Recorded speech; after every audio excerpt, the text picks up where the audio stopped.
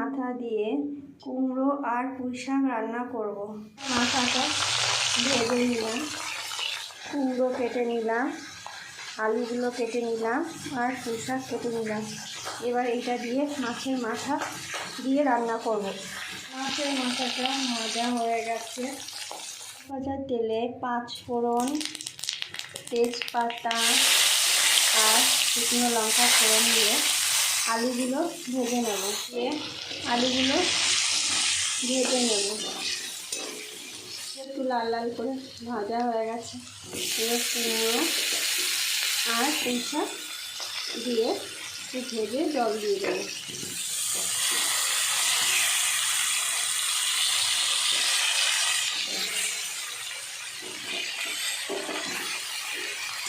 সবজিটা হয়ে একটু জল দিয়ে দিলাম,